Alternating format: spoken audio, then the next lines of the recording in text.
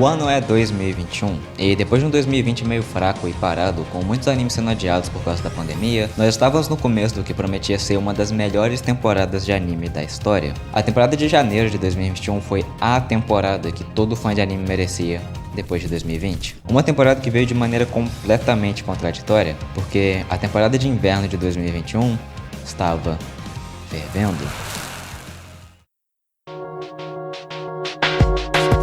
Shingeki no Kyojin, Horimiya, Mushoku Tensei, Re:Zero, Dr. Stone, Slime, Yuru Camp, No No Biyori e a lista continua. Teve tantos títulos grandes em uma única temporada de anime que os animes que eu acabei de mencionar agora quase parecem lançamentos que estariam espalhados durante um ano inteiro. Parecia quase impossível para qualquer anime que não fosse uma sequência de um anime previamente popular ou uma adaptação de um mangá previamente aclamado de ganhar qualquer tipo de atenção nesse período e não ficar nas sombras desses titãs da indústria. Mas, de alguma forma, teve um anime que conseguiu se levantar e ficar em pé de igualdade com esses titãs. Riddle of Healing, Wonder Egg Priority, um anime original lançado pela Cloverworks que pegou toda a comunidade de animes de surpresa. Um anime que tinha uma das melhores animações da temporada inteira. Um anime que tinha um plot muito criativo. Um anime sobre solidão, arrependimentos e a perda de um amigo próximo. Wonder Egg foi, em grande parte, quase universalmente aclamado. Ele tinha uma produção fenomenal, um plot interessante e tratava de temas que quase nenhum outro anime tinha coragem de tratar sobre. Mas o que começou como um dos animes originais mais hypados de todos os tempos, hoje em dia é visto como um anime com um dos finais mais decepcionantes da história. Um que não só conseguiu arruinar completamente sua narrativa, mas que de alguma forma afetou até o que era previamente bom no anime, tendo um especial que supostamente serviria para finalizar a história, sendo uma das sequências mais mal avaliadas de todo o My Anime List. Mas então, o que aconteceu? Como que uma história que começou tão bem, sendo que acredito ser o anime original mais hypado em seu lançamento, acabou tendo um final tão decepcionante? Entre os vários vídeos e discussões que eu assisti e li, muitas pessoas acreditam que o culpado por trás disso tudo é o estúdio Cloverworks, por não ter dado tempo suficiente para sua staff trabalharem na história. Mas, na verdade, toda essa situação é muito mais complicada do que ela parece, com o verdadeiro culpado por trás disso tudo quase não levando a culpa por nada. Contudo, apesar de tudo que eu falo, especialmente mais pra metade desse vídeo, eu ainda acho que o Wonder Egg é um anime que vale a pena se assistir. Pelo menos até o episódio 7. Mas a história ainda tem vários problemas que eu preciso falar sobre, de uma mudança súbita no foco da série para muitas coisas que não fazem muito sentido e um especial que não cumpriu nada que ele prometeu. Essa é a história de como o Wonder Egg Priority arruinou seu final. Mas para entender o que aconteceu, primeiro a gente precisa entender de onde veio todo esse hype e o que fez a série ser boa inicialmente. E toda essa história começa com o primeiro episódio do anime.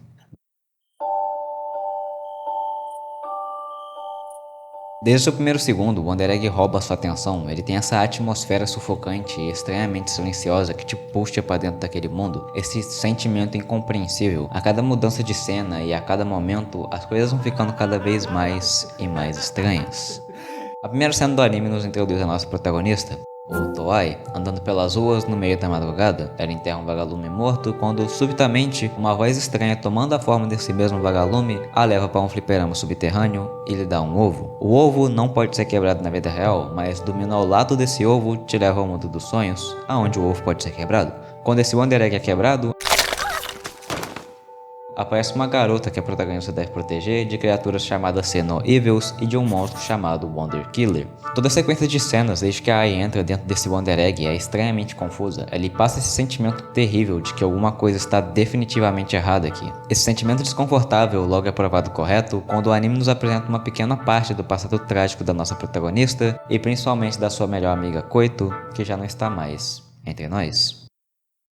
Ai era bulinada por causa da sua heterocromia e por causa da Koito ter se tornado amiga dela, fez a Koito também virar alvo desse mesmo bullying, a levando a tirar a própria vida, causando Ai a se isolar completamente. Dentro do mundo dos sonhos, parece que a Ai tem algum tipo de conexão com cada uma dessas garotas que aparecem desses Wonder Eggs, e isso é devido a cada uma delas, na verdade, já estarem mortas na vida real, enfrentando o mesmo final trágico da sua melhor amiga de ter tirado a própria vida. Os Wonder Killers que a Ai precisa derrotar são, na verdade, uma representação do trauma de cada uma delas e o motivo que as levaram a cometer suicídio. Mas, junto com o objetivo de proteger e salvar essas garotas, a Ai agora tem mais um motivo para continuar seguindo em frente. Segundo Aka e Uraraka, os os personagens por trás do vagalume falante e da venda desses Wonder Eggs, a cada garota que Ai salva desses Wonder Killers, a estátua sem vida de sua amiga Koito, que fica pendurada no telhado da escola do seu sonho, ficará mais e mais quente. O que significa que a Ai eventualmente poderá se reunir com sua amiga novamente, caso ela salve garotas o suficiente. Eu acho que já ficou bem óbvio nesse ponto, mas o primeiro episódio de Wonder Egg foi diferente de tudo que estava lançando naquela época, em ambas premissa e execução. É isso que fez ele se destacar tanto inicialmente. Tudo no primeiro episódio parece tão repentino e fora de lugar, o episódio muda constantemente do presente para o passado, de um lugar para um outro, ele funciona de maneira bem não convencional. Mas no final desse primeiro episódio, em apenas 22 minutos, ele consegue contextualizar perfeitamente sobre o que a história quer ser. Ele não define só a história, os personagens e a sua ambientação, ele define tudo. Mas mais importante, ele faz isso com quase nenhum diálogo expositivo. No próximo episódio, o episódio 2, o anime nos introduz a uma nova personagem, a Ono Maneiro, mostrando que Oto Ai não vai ser a única garota a lutar por alguém próximo no mundo dos sonhos. E não demora muito para o anime também nos introduzir as últimas duas protagonistas do grupo, Kawaii Rika e Sawaki Momoe. Essencialmente, as garotas que chocam do Wonder Egg estão sempre relacionadas de alguma forma a cada uma das protagonistas, o que significa que na verdade, o que cada uma delas está enfrentando é o seu passado. É uma história que usa elementos de fantasia para criar um drama que não tem medo de tocar em temas sensíveis, como assédio, abuso e o tema principal de toda a obra, suicídio, levando também em consideração as consequências causadas devido a tais eventos e como eles continuam a assombrar a vítima em forma de inseguranças e traumas. No seu núcleo, Wonder Egg Mirror é uma história sobre emoções, sobre 4 garotas que superam seus traumas e arrependimentos com a ajuda e companhia uma das outras. A cada episódio, o anime nos faz entender mais sobre cada uma das personagens, mostrando que cada uma delas carregam muito mais do que os olhos podem ver, mas mesmo no que diz a respeito do que nós podemos ver, o anime ainda consegue se destacar muito. O character design aqui é ridiculamente bom. Cada garota tem características únicas que a destacam uma das outras, como variedade de tons de pele, cores dos olhos, mechas de cabelo e diferenças sutis no tipo de corpo de cada uma. Tem uma personagem com heterocromia, já é raro o suficiente, mas aqui a gente tem até uma personagem que é quase perto de ser ali uns 25, não, 10%. 95% japonesa e 5% africano. Cada garota também tem um guarda-roupa único, estilo de mensagens e acessórios que transmitem cada uma das suas personalidades. E o design relacionado às personagens não para só na representação da personalidade e trauma de cada uma, mas ele também se estende para o design do Wonder Egg de cada uma das protagonistas. Cada uma delas tem o seu próprio mundo dentro dos Wonder Eggs, e eles também parecem estar relacionados a cada uma das garotas. Por exemplo, o Wonder Egg da Ai é sempre numa escola por causa do seu trauma, da Momoe é sempre numa estação por algum motivo, da Neira numa ponte. Não, mas no Wonder Egg da Rika, ela sempre tem que proteger fãs de idol por já ter sido uma idol mirim no passado, e isso também está relacionado ao seu trauma. E é por isso que o seu Wonder Egg é no background padrão do Windows XP. Ok, tirando o Wonder Egg da Ai, talvez os cenários não representem porra nenhuma, mas ainda é um conceito legal de qualquer jeito. O anime então usa os acontecimentos dentro dos Wonder Eggs como uma porta para dar destaque às questões sociais que são a causa do tema principal de toda a série, o suicídio. Apesar de que eu ainda acho meio problemático como que eles usam um certo aspecto desses Wonder Eggs, os Wonder Killers, mas a gente vai falar sobre isso mais tarde. Agora, quando se trata do que os olhos não podem ver, Wonder Egg também faz um bom trabalho em construir cada uma das garotas, todas como indivíduos únicos, com suas próprias vidas, fora da história principal. Cada uma delas vem de origens socioeconômicas e familiares totalmente diferentes, e todas elas têm personalidades completamente diferentes uma das outras, mas ao mesmo tempo, todas elas carregam algum tipo de trauma que a levaram a estar onde elas estão. E é esse objetivo em comum de salvar alguém próximo que puxam as garotas a ficarem mais próximos. É uma relação realista, quase desconfortável, das personagens encontrando consolo na única forma que elas podem. Dá pra sentir essa timidez, essa estranheza não é a palavra certa. Essa infamiliaridade que as garotas têm uma com as outras, mas ao mesmo tempo é fácil de ver como elas vão ficando mais próximas e por quê. Nada que parece que é forçado, tá ligado? Muita coisa é sim apresentada de um episódio pro outro e na maioria das vezes resolvida também nesse mesmo episódio por causa da fórmula narrativa do anime, o que pode causar um sentimento do plot estar sendo rushado ou dos problemas estarem sendo tratados de maneira muito leve e superficial, mas estranhamente o Wonder Egg parece ter um ótimo controle da situação. Ele segue uma fórmula episódica, com a sua história funcionando em 2 tempos. Ela interliga as partes do mundo real com as partes do Wonder Egg e conta sua história de maneira não linear, usando cada uma dessas histórias autocontidas em cada episódio para causar um desenvolvimento geral dessas 4 personagens durante todo o anime, coisa que genuinamente funciona muito bem para a história. E eu acredito que muito desse controle e estilo de narrativa não linear é mérito da equipe trabalhando por trás da série, em conjunto com o diretor Shin Wakabayashi. A série usa sua direção e pacing de maneira bem estranha, usando um estilo próprio de narrativa para pra constantemente dar a sensação que se assemelha realmente a de um sonho mesmo, frequentemente cortando entre momentos e cenas, entre o mundo real e o mundo dos sonhos, pra contar de forma única a história que cada episódio quer passar. Ele exige recompensa a atenção com praticamente todos os episódios e cenas, por ter essa composição surreal com representações visuais metafóricas que tomam vantagem do ótimo entendimento de paleta de cores que os artistas que trabalharam nesse anime tinham, fazendo bom uso de contraste e tom para separar as, na maior parte das vezes, noites calmas e escuras do mundo real, com o brilhante, colorido e barulhento mundo dos sonhos, sempre mantendo bem em mente como todas as personagens vão se contrastar com ambos cenários. A trilha sonora também ajuda a isolar ambos os mundos. Existe uma diferença na composição musical, gênero e até estilo das músicas que acompanham as mudanças entre o mundo real e o mundo dos sonhos. E com isso, os personagens, a produção, a trilha sonora e até o estilo narrativo da história complementam um aos outros para alcançar o que eu acredito ser o segundo maior pico da série, ficando só levemente atrás apenas do primeiro episódio, o episódio 7. O episódio 7 é provavelmente o que a fórmula de Wonder Egg mais queria alcançar. É um episódio que trata sobre os temas principais que a série veio abordando até então de maneira muito bem executada, desenvolve a personagem da Rika, mostrando que sua história e personalidade são muito mais complexas do que parecia inicialmente, e no geral, é o primeiro episódio que me vem à mente quando eu penso no que o Wonder Egg poderia ter se tornado caso ele tivesse alcançado todo o seu potencial. É um episódio lindo e muito bem dirigido que eu acredito que tenha ressoado com bastante gente, e esse foi provavelmente o ponto onde muitas pessoas começaram a acreditar que essa história poderia se tornar algo especial. Mas como eu estive dando um foreshadowing de uma maneira provavelmente melhor do que o autor sequer poderia pensar em fazer, falando coisas como, pelo menos em grande parte, ou até o episódio 7, depois de alcançar um dos melhores episódios de toda a série e conquistar a confiança de todo mundo que estava assistindo, é no episódio 8 que o ovo se racha pela primeira vez. O episódio 8 começa com... Não, pera. Eu já vi essa cena antes. O episódio 8 começa... Não começando porra nenhuma, porque o episódio inteiro é só uma recapitulação dos últimos 7 episódios até então. E uma recapitulação por si só não é exatamente um problema. Muitos animes até fazem isso na verdade. É a única forma do estúdio ganhar um certo tempo para se preparar para os próximos episódios ou resolver qualquer atraso que um possível problema de produção possa ter causado. Só que, na maioria das vezes, esse episódio sempre lança como algo extra, um episódio 6.5 ou um 7.5 ali, por exemplo, e nunca tira a quantidade de episódios total do anime. O Wonder Egg simplesmente decidiu não fazer isso, porque o episódio 8 ele não é um episódio extra ou nada do tipo, ele é só um episódio entre os 12 ali da série. Então, agora ao invés de a gente ter 12 episódios pra história, a gente tem um total de 11. E eu não mencionei isso até agora porque eu tava guardando pra esse momento, porque apesar dos episódios meio que funcionarem de forma episódica, os detalhes gerais que se carregavam adiante não pareciam simples o suficiente para sequer ser possível de finalizar todos eles em 12 episódios pra início de conversa. E chega a ser engraçado, tá ligado? Porque essa recapitulação literalmente no meio do nada acaba sendo o divisor de águas pra série, porque a partir daqui o anime toma um rumo completamente diferente do que ele estava tomando até agora. É bizarro. Até agora, a maioria das histórias eram únicas, incluídas em seus respectivos episódios, com algumas questões abrangentes definidas pelo próprio anime persistindo na maior parte da sua duração, sendo mencionadas aqui e ali. E a direção que o anime estava tomando até então era bem consistente. A cada história e a cada episódio, parecia que o anime estava dando um passo de cada vez, caminhando em uma direção final fixa. Esse final com certeza estava mais longe do que eles poderiam alcançar nos próximos 5 passos, mas ele estava se encaminhando para o final de forma consistente. O problema é que do episódio 8 em diante, o anime ele corre uma maratona, só que numa direção completamente diferente do que ela estava indo até agora. O anime do nada começa a levantar um monte de perguntas de um episódio pro outro, perguntas supérfluas que não tinham nada a ver com as perguntas que o anime tinha levantado até então. O episódio 9 só introduz um monte de porcaria que a história claramente não precisava. Conceitos como universos alternativos e pesquisas super tecnológicas e avançadas sobre experiências próximas da morte são apresentadas entre um diálogo e outro sem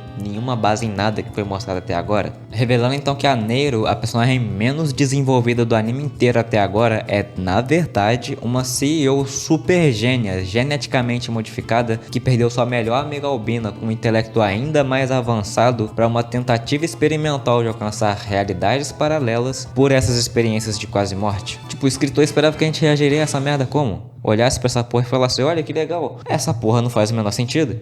Tem uma frase famosa do escritor Giovanni Boccaccio que diz que a falta de regras leva à falta de sentido. Mentira, não tem não, acabei de inventar. Mas no caso de Wonder Egg, nem tudo precisava de uma explicação para fazer sentido. Se o anime só nos deixa completamente no escuro sobre o que toda essa existência dos ovos são, eu não acho que muita gente iria achar problemático. O que a história buscava não era ser uma com puta worldbuilding fenomenal que tinha uma explicação bem executada sobre toda a parte fantasiosa e metafórica da história, mas uma que usa essas mesmas metáforas para explorar certos temas de forma não convencional. Mas quando você decide que quer explicar essas coisas que você nem mesmo precisa, você tem que fazer isso de uma forma inteligente para que toda explicação não pareça forçada e acabe criando problemas já passados na história onde nem precisava ter. E mudar completamente o gênero e o foco da história de um episódio pro outro tá longe de ser uma das melhores formas de fazer isso. Essa mudança de direção não só deixa todo mundo que está assistindo confuso, mas também cria uma dissonância tonal entre as duas metades da história. Uma que busca estabelecer uma exploração psicológica para lidar com traumas e sobre o amadurecimento de cada uma das personagens, e outra que quer ser um thriller de sci-fi que começou a depender apenas em encher o anime com o maior número de plot twists possíveis. Tudo só para não dar nenhuma chance à audiência de prever o que vai acontecer a seguir, num ponto onde basicamente se torna ridículo. E eu acho que o melhor exemplo disso é como o episódio 10 funciona. Apesar do anime tentar voltar com a fórmula dos episódios anteriores, de ter uma fórmula episódica focando principalmente em desenvolver as personagens e usando as garotas dos Wonder Eggs para tratar de certos temas, a forma que o episódio 10 se aproxima dessa fórmula quase faz você acreditar que o autor escreveu aqueles 7 primeiros episódios na cagada, tá ligado? Porque se o episódio 7 é o pico do que a fórmula de Wonder Egg poderia alcançar, o episódio 10 é simplesmente o pior exemplo de como executar ela. Todo episódio gira em torno de Momoe, uma garota tomboy que está aprendendo a lidar com as ideias da sociedade sobre gênero e aparência. E se encaixando com o tema da personagem, a pessoa que a Momoe tinha que salvar nesse episódio era uma garota trans que se identificava como garoto. E a primeira vez esse episódio parece genuinamente um episódio interessante. Ter Momoe como par com alguém que também está sujeito aos padrões da sociedade é uma escolha de enredo temática que permite a Momoe a oportunidade de talvez aprender algo sobre ela mesma a partir do encontro delas. Muito foda, talvez a série consiga usar isso para dar uma boa direção ao arco de personagem dela, assim como eles fizeram com a Rika no episódio 7. Até usando o Wonder Killer como uma boa representação dos problemas que ambos enfrentam e usando isso para fazer a personagem dela crescer. Mas não, ao invés disso, a gente tem uma cena super expositiva revelando que na verdade o Wonder Killer era um estuprador e estupro é um grande problema, mas ele não se encaixa em nenhum dos temas que o episódio tentou abordar até então, nem mesmo em nenhum dos temas que a história abordou em episódios passados. Parece que isso só foi feito por uma questão de chocar os telespectadores, em vez de ter qualquer relevância real pro enredo da história. E isso se torna ainda mais aparente considerando o que acontece depois, porque depois de toda essa luta contra o Wonder Killer, o arco de personagem da Momoe chega então em um final bem repentino e não satisfatório, que acaba desvalorizando tudo que o anime tinha mostrado sobre ela até então. Mas se isso não fosse suficiente, o anime então banaliza completamente não só o desenvolvimento podre desse episódio, como também banaliza todo o desenvolvimento que a Rika teve em literalmente um dos melhores episódios da série, fazendo ambas passarem por um evento traumático envolvendo uns personagens que vieram do caralho aparecendo do nada de novo só pra surpreender os telespectadores. Agora pegando as únicas duas personagens que tinham chegado próximo do que pode ser considerado uma conclusão do arco de personagem delas e resetando isso pro zero. Agora, sendo bem sincero, desde o começo eu nunca achei que o Wonder Egg era um anime perfeito. Ele sempre teve alguns probleminhas aqui e ali, até mesmo dentro dos primeiros 7 episódios da série. E eu acho que agora é uma boa hora pra voltar pra aquele problema que eu mencionei mais cedo sobre como o anime usa os Wonder Killers. Porque os Wonder Killers, a representação do trauma das garotas do Wonder Egg, são sempre entidades reais. O Professor Abusivo, o Professor Abusivo 2, o Professor Abusivo 3. É um conceito que fica rapidamente repetitivo e no meu ponto de vista eu acho isso problemático porque quando a gente fala de tópicos como automutilação e suicídio, os traumas e problemas que causam esse tipo de coisa nem sempre assumem a forma de um evento ou agressão específica. É um problema muito mais complexo do que o cara do mal fez coisa maldosa. O que acaba fazendo com que, quando a luta com o Wonder Egg em questão não é a causa de nenhum desenvolvimento pontual para qualquer uma das protagonistas, eles acabam sendo superficiais demais em ser capazes de realmente dizer qualquer coisa sobre os temas principais do anime. Especialmente em casos que não tem uma ligação direta com o problema ou trauma de nenhuma das protagonistas. O episódio 6, por exemplo, é um episódio onde a Ai tem que ajudar uma garota com esquizofrenia. Mas, ao invés do anime retratar qualquer um dos problemas que a garota pode ter passado, a Ai só acaba tendo que lutar contra a porra da Dona Elefanta e todo o problema é resolvido sem nem se aprofundar minimamente nessa questão direito. Se o Wonder Egg quer abordar normas sociais, então a questão a ser tratada deveria ser a própria sociedade. Pelo anime sempre usar só um agressor específico para abranger toda a questão, ele acaba focando muito mais em encontros superficiais e faz parecer que todo o problema reside em apenas um inimigo. É uma oportunidade desperdiçada que impede o Wonder Egg de usar suas representações visuais e metáforas mas de uma forma muito mais ampla. Se eles tivessem usado as sequências dos sonhos dos Wonder Eggs para simbolizar a sociedade e seus problemas como um todo, o anime teria conseguido comunicar muito melhor as mensagens que ele queria passar. Mas mesmo assim, mesmo que essa seja uma execução que limita como um todo o potencial que o Wonder Egg tinha para retratar certos problemas sociais, ele ainda tinha o cuidado de tratar desses temas de forma respeitosa e que parecia que realmente tentava comunicar algo. Algumas vezes ele não conseguia, mas isso era muito mais pela falta de habilidade do autor de conseguir comunicar esses temas de forma clara, usando a base que ele mesmo criou. Mais importante, isso não era um problema grande o suficiente que banalizava completamente o que o anime tentava alcançar e muitas vezes conseguia em seus melhores episódios. O problema é que do episódio 9 em diante, o anime não é mais só um potencial levemente desperdiçado, mas uma história que caga no próprio plot, mostrando essas cenas grotescas e violentas, sem querer dizer nada ou adicionar nada pra história e só pra causar impacto no seu telespectador. Parece que o autor achou que ele poderia fazer qualquer coisa com a história desde que ele estivesse escrevendo sobre tópicos pesados, porque pra ele, profundo era igual a bom, mas acabou que o buraco que ele cavou nessa história foi tão profundo que nem mesmo ele conseguia ver o fundo, porque se você acha que tudo que eu falei até agora é ruim, acredite em mim quando eu falo que as coisas ficam ainda piores. Ok, então eu falei agora há pouco sobre como a mudança de foco da história para um sci-fi fudido era ruim e como que a história tinha certos aspectos que seriam melhores se o anime não tivesse dado nenhuma explicação sobre eles, mas o episódio 11 consegue levar isso ainda mais além, gastando um episódio inteiro construindo a backstory do Aka e do Uraraka, mostrando que, na verdade, o vilão por trás disso tudo é a filha perfeita IA de 14 anos que aparentemente é tão fácil de se criar que esses dois malucos foram capazes de fazer no tempo livre deles, que então foi enterrada no porão deles depois que ela, por ser uma garota de 14 anos tão perfeita, ficou com tanta inveja da nova esposa do Aka que ela foi lá e assassinou a mulher. E depois de ser enterrada no porão, ela então de alguma forma se conectou a um monte de cabos e, na verdade, os personagens que vieram do caralho que eu mencionei agora há pouco pra traumatizar duas das protagonistas e vários outros robôs fantasmas com cabeças de borboleta são a personificação do Thanatos, que é o impulso pra morte pra especificamente garotas de 14 anos. Porque, segundo o autor, aparentemente garotas têm menos controle das suas emoções do que garotos, tá ligado? E por isso, todas as garotas que tiram a própria vida fazem isso na base do impulso, e se não fosse por esse momento de impulso e fraqueza, o vilão que acabou de ser introduzido há tipo 5 minutos atrás, que pode mexer com a mente das pessoas, nunca teria sido capaz de levá-las ao suicídio, porque aparentemente, e isso é uma frase que saiu diretamente do anime, tá? Garotas só tiram a própria vida por motivos emocionais, enquanto garotos fazem por motivos lógicos. Que é só uma explicação completamente sem sentido, com base em porra nenhuma, que o autor tirou da bunda pra tentar explicar um monte de porcaria que, de novo, nem era o foco do anime. Lembra daquilo que eu falei, que Wonder Egg Priority simplifica temas complexos por colocar a culpa em um único agressor? Wonder Egg agora reforça esse conceito por colocar a culpa de tudo que aconteceu até agora na obra, todos os problemas sociais e suicídios de garotas de 14 anos, na porra de um robô. Lembrando que até nessa explicação porca e preguiçosa, o anime consegue levantar ainda mais perguntas e não responder nenhuma delas. Tipo, eles explicam que o Aka e o Uraraka eram originalmente humanos e agora estão com esse corpo de manequim de loja de roupa. Beleza. Mas como? Eles justificam os Wonder Egg e falam que eles foram criados pelo Aka e pelo Uraraka. Foda demais. De novo, mas como? Eles criaram uma inteligência artificial muito brava que se revoltou e começou a causar a morte de vários adolescentes.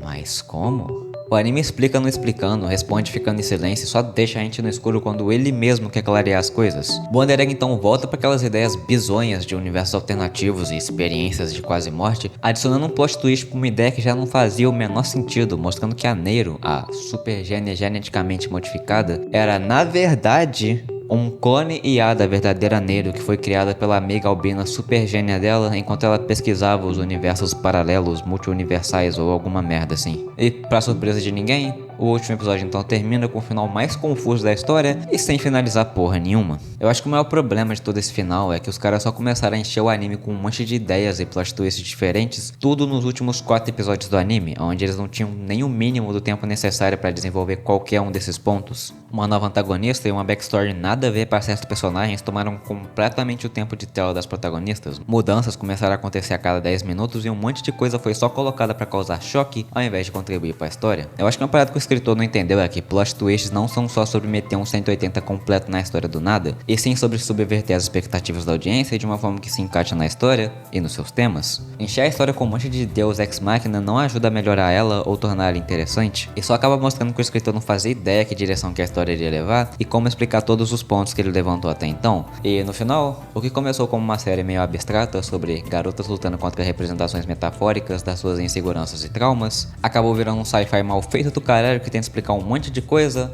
mas falha completamente.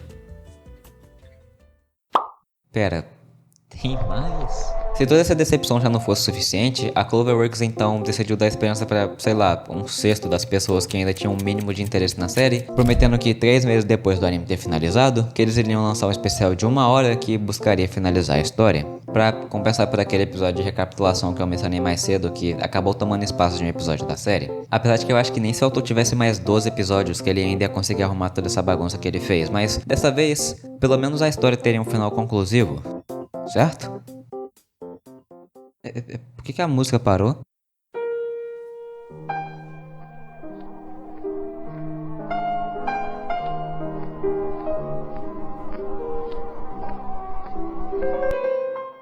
O tão hypado episódio de 1 hora que a Cloverworks anunciou como se fosse salvar a porra do anime horrível que eles tinham criado, na verdade tinha metade do seu tempo sendo mais uma recapitulação, só que dessa vez do anime inteiro, só para seus últimos 20 e poucos minutos restantes não finalizar nada de novo, ser ainda mais confuso do que tudo que apareceu no anime até então e só deixar com esse cliffhanger gigante que faz mais para atrasar o crescimento dos personagens e impedir que qualquer um deles finalize seus arcos de personagem do que finalizar literalmente qualquer coisa da história. O episódio inteiro parece desconexo, não só do anime inteiro até então, mas até da própria OVA em si. E essa é a melhor explicação que eu consegui sobre qual que foi a experiência de assistir ela. Tá ligado esses clipes que eu estive colocando na tela até então, que não tem muita relação entre si, mas se sustentam com base no que eu tô falando? Então, imagina isso, mas tipo, sem contexto nenhum.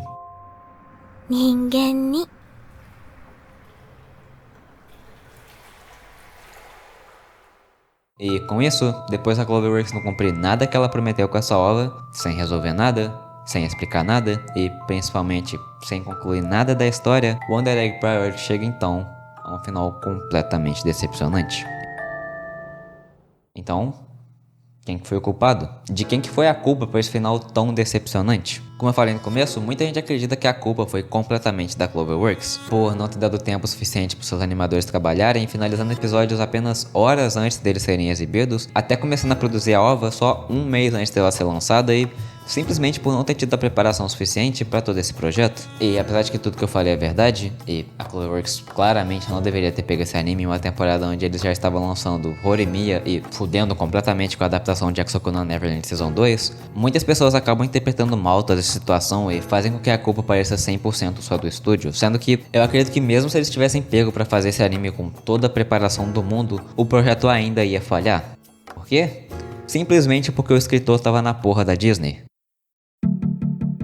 Primeiramente, eu só quero dizer que tudo que eu vou falar sobre aqui foi tirado de uma entrevista com um escritor que foi postada no Reddit pouco tempo depois que o anime tinha terminado. E lendo essa entrevista a gente consegue ver claramente que ele, o escritor, era provavelmente a pessoa mais perdida sobre a história, mesmo que era ele que estava escrevendo ela. Tipo, no começo da entrevista ele fala como que ele queria escrever uma história mais voltada para geração mais jovem e também como que ele não queria que a história dele focasse tanto em elementos de fantasia. Então, para escrever uma história para geração mais jovem, ele encheu a história de assédio sexual e para escrever uma história que não focava tanto em fantasia, ele fez os protagonistas irem pra outra dimensão e usarem a porra de umas armas claramente fantasiosas. Muito foda, hein, amigão? E tem mais coisa, tipo, em certa parte da entrevista ele fala que queria fazer uma protagonista diferente da habitual, então ele fez ela ser uma hikikomori.